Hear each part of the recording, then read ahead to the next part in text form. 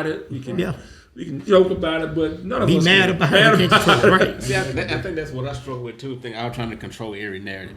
Yeah, really. I think that was my biggest downfall when I was growing up, as far as like trying to live up to my dad's hype. To be honest with you, because I know, because like I said, he wasn't there to teach me nothing at all. He was there, but he wasn't there. Yeah. So I can think that's where most of my anger came from. Because I was doing everything I can to not be like him. So, wow.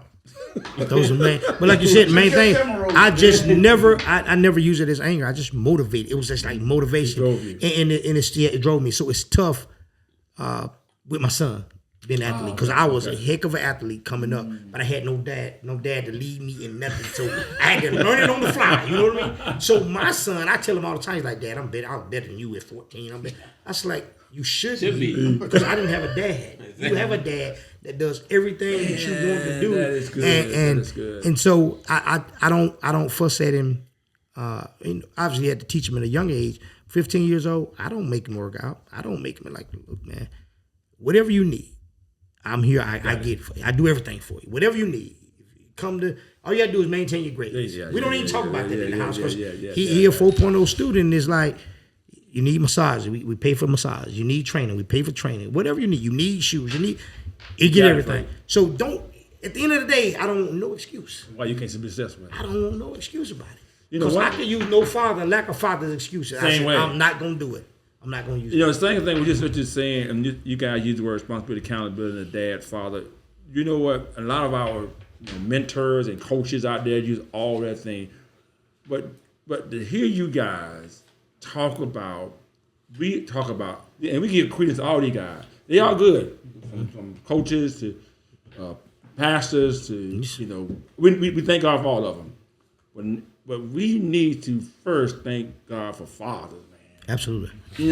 More than anything, fathers, we know we all missed out on that. Yep. But we learned the hard way, fathers give us speed.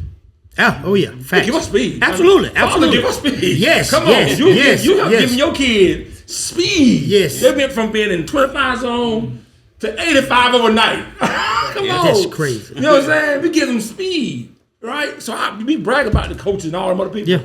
But you guys have given y'all kids speed. That's tough. That's tough you say that. I got an older son. I got an older son, a prior son, out of wedlock. And same way I do the kids I have in the house, by marriage, I tell the joke all the time. She tell them, like, boy, I done gave you a head start. Like, I said, you ain't at ground level. Imagine a ladder. You about 4 rungs up on the ladder. I said, son, why do you want to continue to dig a hole and put the ladder in it? Oh, man.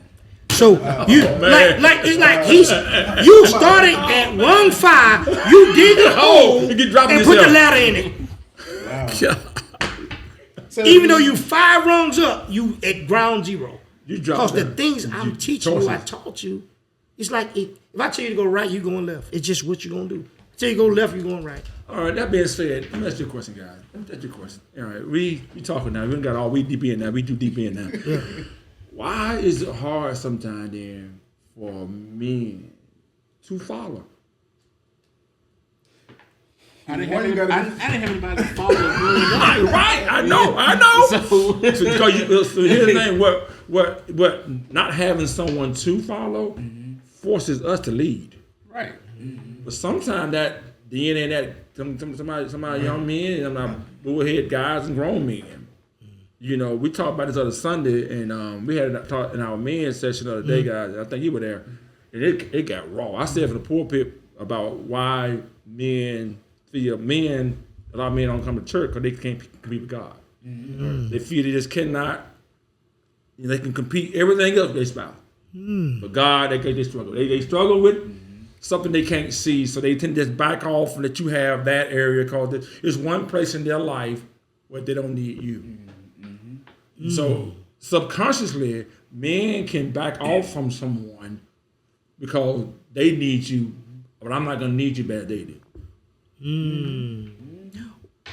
You're saying men can follow. I think I definitely can follow. Here's a point I'll make about men following. It's because a lot of men has failed them. That's good. So it's hard for a man to that's follow good. someone that has continued to fail them in the past, especially when I don't have a father. So I've been failed in that area. I know crap. No, I had an abandonment issue. If I met when I was out dating, and I'm with a lady, and I feel that she ain't all for me, kick rocks. Kick rocks. Are you doing that because you're gonna leave her before she leave you? Yeah, because you go. the abandonment. It's that fear of abandonment where Yeah. I'm on this world about. I mean, I'm here by myself. You either gonna be here with me, we here, and we gonna ride or die. Bonnie and Clyde. Or you're gonna be halfway in, it's gonna be recreational, and then you can leave when you wanna leave. Like that's I'm not sold in with that. I'm not yet. See, I'm not younger. I was, but as I got older, I need you to be down all the way because I suffer from abandonment. Abandonment, man. Ooh, that's a whole other segue to the conversation. Yeah. Abandonment. So you're saying following is not that bad. No, not following. So if you follow me, so I can use preachers for example. Pastor, I'm just telling you, be honest. I look at the fruit. I promise to you, I do. And I give everyone an opportunity. And if you my pastor and I'm following you, if I see you doing something that may not be right, I'm gonna. I think I have a relationship where I need. Hey, look, pastor, I know you said this. Can you clarify that, or can you help me understand it a little better? Okay. Because a lot of times, a lot of these preachers. Let me say something else. I came from a line of preachers. Like my wife, our whole family preachers. So I've been around them all the time. Okay. So I see all these jokers got kids out of wedlock, got girlfriends, got this. Like, why would I be saved? Why would I want to follow you? That part. You know what I mean? Yeah. So I know every man has control of our own salvations, but we also we don't understand. Like time we don't understand God. We don't understand the Bible. That's good. So we don't have the discernment to do that. So we only going off human nature. Oh, that's good. That's good. So you, I just tell you, you've been real for ever since I've been going to HBWC. Understand. You know, I don't want people to be so astute where I don't make mistakes. I haven't made mistakes. I don't do this and prosperity. We preach about prosperity. Bro, I don't need that. I want you to tell me, Derek, you keep doing this foolishness, you're gonna burn in hell. That's good. That's man. what I want. Ooh, Derek, but you I saw you look like one of these. Put the microphone up on Los. Pull up, Los. You're second. I'm trying to remember what I was going to say. I know I'm not scared to follow because I had my dad in my life. Okay. But I do think he did a good job of showing me what to be careful of not to follow. Okay. Yeah. So I kind of, I ain't gonna say kind of knowing, based off of what he showed me growing up, and I ain't saying everything he showed me was right. I ain't gonna tell you that lie. But what he showed me, I know what it's supposed to look like from a man leading you. Okay. And what's crazy about that is my dad died when he was 16, I think. My granddad died in an accident. So a lot of the things he had, my dad got 2 or 3 brothers, and he the baby out of all of them. So he had his dad up until he was 17, but really everything else that he learned from after his dad passed was from like my uncles and other uncles he had. So he the way he raised me, it just like I'm gonna pay attention to stuff. I pay attention to things. I may not say nothing, but because I know what he done showed me, what he has taught me, I'm like, yeah, I'm not following that. Yeah, I can talk to you, be cordial, but I ain't gonna follow that. I'm like Derek. I mean, I struggled for a long time with that. Mm-hmm. I'm a fruit guy. I'm like you. I'm a fruit guy. And if you got a position in my life, there are positions in my life I hold high regard. I just do. Dad is one. Yes, sir. And a pastor's one. Yes, sir. Different places in my life hold in my high regard. And I'm like you. If the fruit is not bearing, I just can't. I can't rock with you. Right. It's just. I'm not saying you're perfect. Right. I take my fellowship seriously. Mm-hmm. You know what I'm saying? If I give you my fellowship, a man don't have to. A man always struggling just to get behind you. Now, what I will say though, going back to what Derek said, being at the church, I can say, and I think I've told you this before. Being around you, I got more of the accountability part of it. Okay. Because while my dad was there, I mean, of course, not having your dad after he died when you 17, there's still some things that he just did not know. And so growing up, I used to kind of like, I don't want to say resent him, but I'd be like, why he didn't teach me this? But when I grew up and became a man, I had to realize, well, Carlos, if your granddaddy died when he was 17, you got to understand he was probably not shown that to show you. That's true. So when I got to our church, that's when I learned like what accountability really looks like, and it helped me to hold my mentees accountable because I know the kind. I ain't saying I know it like you know what I'm saying? like up to your level, but I know enough. So when they move around, like somebody needs to be able to question you. Why did you do this? How can you correct this? This is not what you should be doing. And so they look at me when I'm holding them accountability and wondering where I get it from. And I even told one, I like my pastor, like that's where my accountability come from. Yeah. You know, and we're not perfect at it. You think, team? Think we perfect at this thing? I know he ain't. But I'm glad you know. I'm glad you know.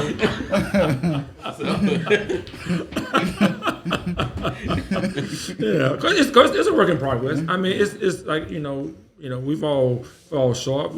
I just wanted people at home to know that there's been very few podcasters out there that are transparent with Christian brothers. That our struggle is real too. I mean, we're not perfect at it. Your struggle may not be my struggle. You know, we joke about this all the time, but not all the time. But you're single out there. Thank God I'm not.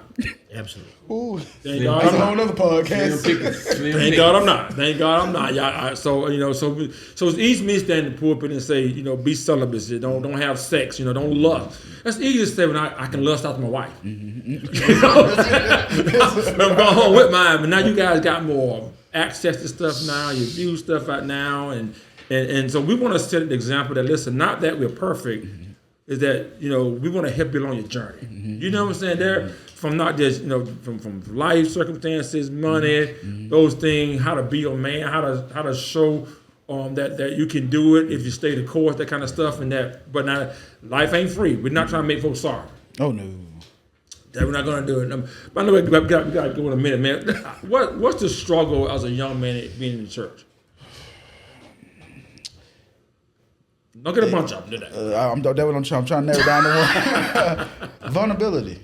Going back to vulnerability, like you just, and I know this too, not just from my point of view, but talking to other young guys, they really scared. You would be surprised how many young guys love church and want to be in church, even guys from the street. But because they cannot be fully vulnerable, that's why you find them in church. They stand, they looking around because they feel like people are going to judge them. And I just believe that, of course I'm not as biblically sound as you, Pastor, but I just believe that they should be able to come in and be given grace. Okay. Where you are, come in and the church give you grace. And then as you grow in the church, then you come behind them, helping them. First, learn their background, and then you help them accordingly. But I believe we allow these young people to come in church, they smelling like weed, they sagging, they doing this. Well, that's probably all they know. Man, them young folks. Young folks. If you don't mind, I'm going to hit on that piece. Even from a single standpoint or a marriage standpoint, just men in general, in church, using the church thing, we don't think we're worthy. A lot of times we think we're no good. We don't think we can be changed.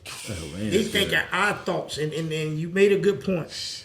That's one of my biggest struggles. That's good. If you was a womanizer before, you thinking, because I think about women that I can't be helped. That's good. And the God said, hey, bring it to me and give it to me. Good, man. So I've learned in the past, I pray about something, I let it go. I'm not finna, it is what it is. I done made some mistake. Yeah, baby, I did it. I don't know what to tell you. Yeah. I prayed about it. Hey, I'm done. I'm done with it. And we can't forgive ourselves. And I think we try to do too much to try to self-preservate and self-cleanse, and we can't do it. Even the Bible tell you, you can't do it. No, you can't do it. You can't just bring it to me and do it. Nobody's. I will say too, Pastor, the add on, nobody's willing to listen to the young people. And how I know this, because I talk to my mentees, like, why y'all don't talk? And they like, when we talk, like, our mom and dad just think they know everything. Like, they don't even give us a chance to tell them how we feeling, to see our point of view. And of course they're young, so they don't know it all. But I find that what I do, literally just about a week or two ago, these young guys in the car talking about crashing out, So I'm just listening to him. I'm driving. What's the just question listening. now? Talk to me, because I'm over. Basically, I ain't going for it. Like, I'm gonna let you know what Thank it you. is. I see. Y'all asking me, boy. You want to ask him the same question? Okay. I ain't going for none of you. Yeah, I'm down for whatever happens. I'm crashing out. Like I use it from a crash dummy perspective. Okay. Just throw him in the car and just. That's all. Whatever happens, happens. You better go All down. right. Now with the speed.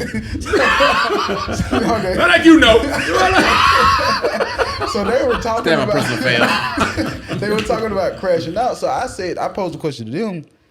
I said, "Don't y'all take this wrong. I just really want to know what makes y'all just want to crash out." And they're like, "I'm gonna get them before they get me." Man. Meaning, if I feel like you testing me, I'm gonna already put myself in defense mode. I ain't even finna let you come at me no time. If I even feel you coming at me wrong, I'm finna go ahead and nip it in the bud. Man. And so I took it a little deeper. I said, do you ever think about let me think before I just crash out though? Because do you not understand what crashing out can lead to? And them crashing out is a moment. Emotions are moments. So if you just crash out and you don't think about what you're doing, now you done made a split-second decision that can potentially land you behind bars. Let me ask you a question though, guys. You know, I know we have time getting us. I know, Take your time, Pastor. Take your time. because very rarely we get opportunities. We gotta do this again, guys, where men can sit down and feel that there's no, shield, we can be ourselves for a minute. When those young boys, young guys show up, their ears also, like Derek was saying earlier, about what they see. If guys show up and they may go to one event and they see men up front, men that, but they come to a church and they see females everywhere, leading things, do you think that's also a place where they feel they can't be vulnerable to because it's only... We as men feel that way. That they like, and so like right now, it's just us four here. We can be vulnerable to each other. We see each other here. Right. If we invite them young men to a podcast like this and let them kind of talk and kind of hear what they have to say, they start there. Cause I think it's hard to get to come on Sunday morning and just feel like you're seen. Cause it's everybody showing up. We have to have other segments in small rooms where they can go into the room and they got, I'm glad to see you, they glad to be part of our church. You want to check, we got a podcast coming up, love how you come and sit in the room, be a part of the room. Maybe start more stuff like that with these young guys. Because you can't, Sunday morning is almost impossible. No, you can't. You can create an environment where if you're happy and, but it's hard to come in there and say, I want to be heard. Well, I can't hear you today, but what can we do? Let's think about it. Even really this podcast today. Maybe the thing we can do is just from outside. Maybe we can maybe start creating around our church where guys can have a spot. But they can, do pool and, I'll say this. We do Bible study Tuesdays. My mentor, there's some preachers on there. We do Bible study on Tuesday, 8:30 to 9:30, right? It's not a traditional Bible study where you just get up there and teach our Bible. We get scriptures, we do all that, and somebody's leading it, and it's a back and forth. You got any questions? You got anything you're struggling with? Let's talk about it. That's good. It's all men. It's probably can be anywhere from 4 to 10 men on there one time. That's good. And I try to invite some of my friends to it because try to give them God when they don't see that and they struggling with life, is like they don't understand it. They don't understand it. But I said that, and I want to add a question for you. Because you always ask the question. I got a question. If you don't mind. I'm good. I got a question. So we understand, obviously, right? Your bishop, theology-wise, you know all that. You know that part. And you think you do a great job as leading us as your sheep. What are... Because you're still a man. Right. So how do you kind of balance that? Because you can't be Pastor Levi 24/7. You can't be. I don't told him that too. Oh, yeah? I don't see Hold on, can you put your mic in front of you, please? Huh? Me and him had this conversation before because he was trying to get me. Every time he said he called me pastor, I'm like, I don't know how to turn it off, turn it back on the way he does, because he have to wear so many hats. Yeah, I got it. Because I know you get weary sometimes. He does. Right? Because everybody sees you going to be pastor. Right. And I know sometimes you just want to get around other people that's pastors, so y'all don't have to do that. You don't have to. Right. You know, Right. So that was one of the things I know. It's got to be a struggle at some point. It does, and I know it can be tiring. It does. That's the weary part of being a pastor, because you think about. You said earlier you want to always be your Hero. all right. So being, I'm never not someone's pastor. That's right. Even at any place I'm at, right? You know what I'm saying? Because in the back of my subconscious mind, you know, if I get too transparent or too loose at a place, and you're gonna the person gonna always want somebody to die, somebody sick. Yeah. They're looking for a card player. Right. They want the pastor, and so it weighs on us to a place where if we don't get to a place where every now and then where we can just be us. Yeah. Do you know what I'm saying? And then let it be free. And those, just be honest, Derek, those spots are hard to find. Yeah. They are hard to find. And so we find ourselves, some pastors get burnt out. Yeah. Some lead the faith altogether. Yeah. Or you may find pastors doing things they shouldn't be doing. Absolutely. Because if I'm not saying it's right for them to do that. No. It's just you asked a question, Derek, that had been asked of me in a long time. You know, and I don't know. I'm not saying you would have never asked that question, but look how vulnerable this space just got. Right. That we create a space where you like, you know what, Pastor, can I ask you a question? You know, and that to me that speaks volume for you guys and for someone that y'all care about me enough to say, now, you know, it gotta be tough. You know what I'm saying? And I like how you're saying that, because guys is watching at home around the world now that they got their own spots, but they can't. I gotta be dad in every room, or I gotta be, you know. But it's tough. I'm not gonna lie. It ain't no. Because I know you work out. I know you go to the gym. I know you go out and eat. I know you do, because you see a lot of sin. Men sin. You know, men, women sin. I'm just using. You see a lot of it, and when do you not interject, or when do you just hold it in? Listen, you be shocked. I help these. You know what I'm saying?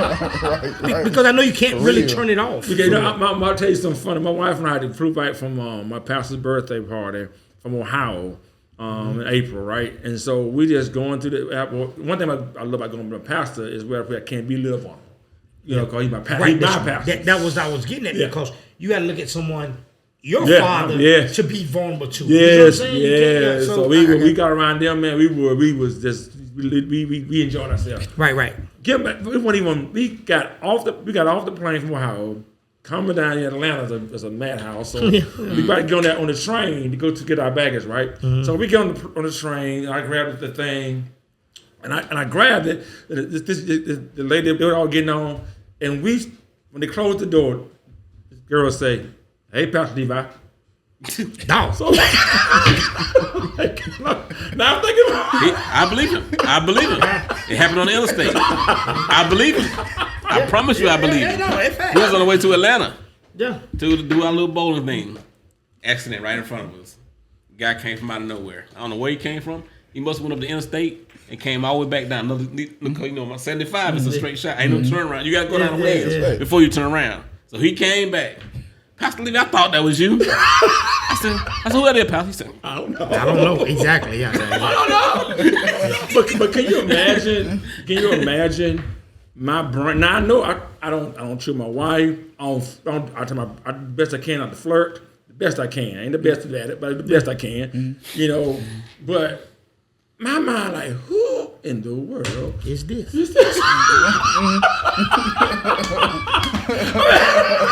My wife ain't saying nothing. It's like who? I'm not praying like who? I said hello, and she's like, and so the train started moving. She said, "You probably wonder who I am." I said, "Yes, ma'am. I am."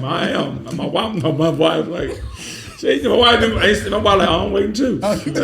So the girl said, "My grandmother go to your church, and I'm headed home to see her, and she watches online." It just so happens she's flying in from Texas. We flying in from Ohio. We get on the plane together. I'm like, oh Lord. Won't he do it? Yeah.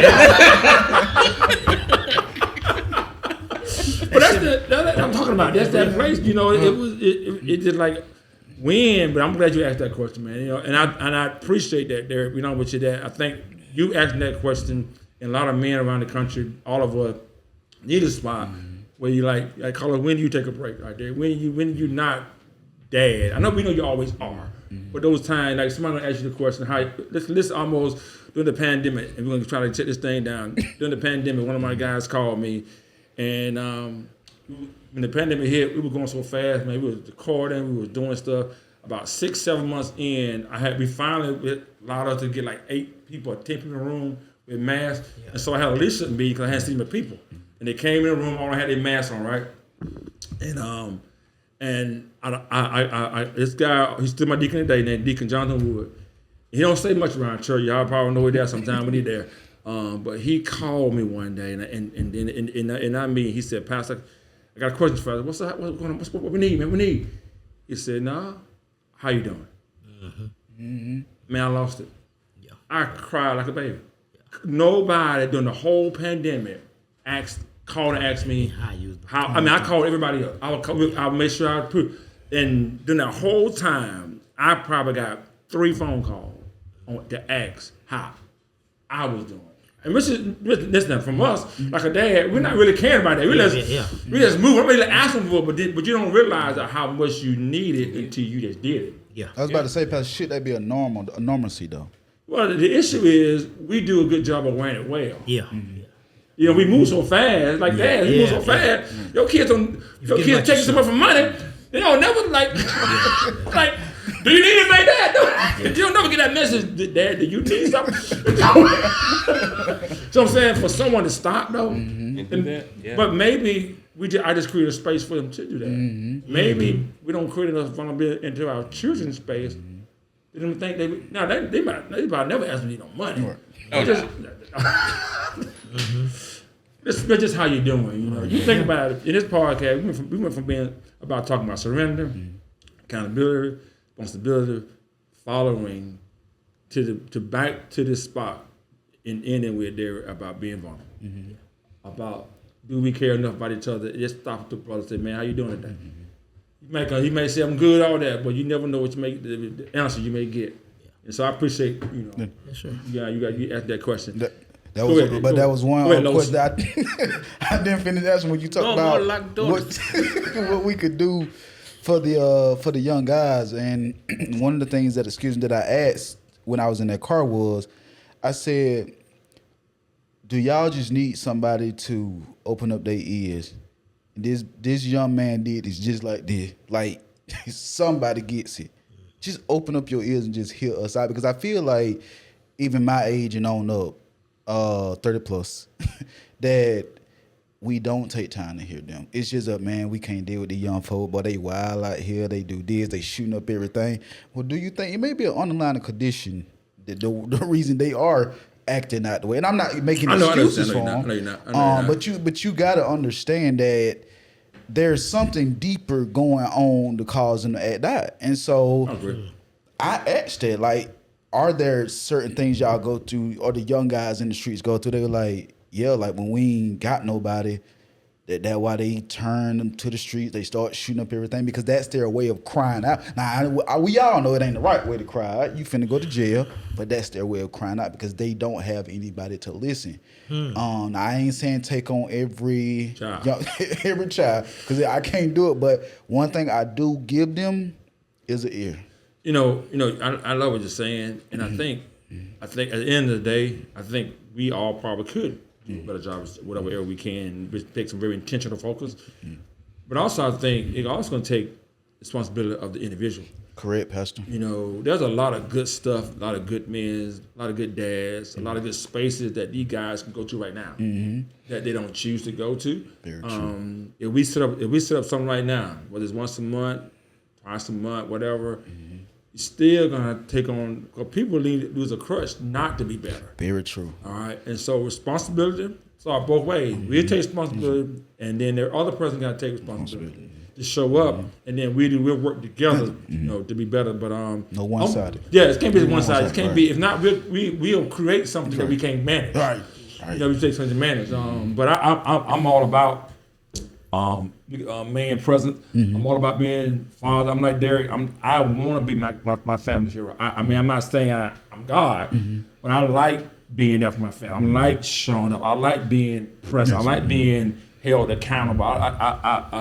You know, I mean, very few men hang around me that don't take care of their family. I struggle with that. I struggle with men. You ain't gonna be hanging out with me and you ain't taking your family. How we friends?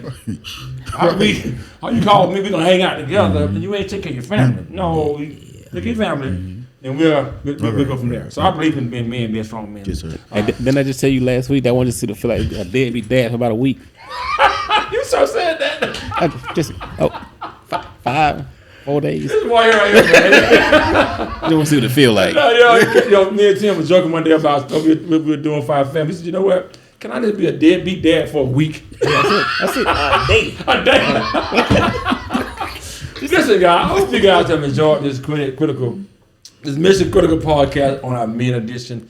We know it's been Father's Day month and men involved. And a lot of times men don't get involved. And we hope that something we said on this podcast, the last 2 podcasts, if you missed the last one, go back and watch it. We truly enjoy our time together too. We're gonna play a little more spades as we get off. You guys welcome to come back. But let's come back again. I'm Pastor Levi Rosen. Thank you guys again for doing our Mission Critical Podcast, Men Edition. Do that.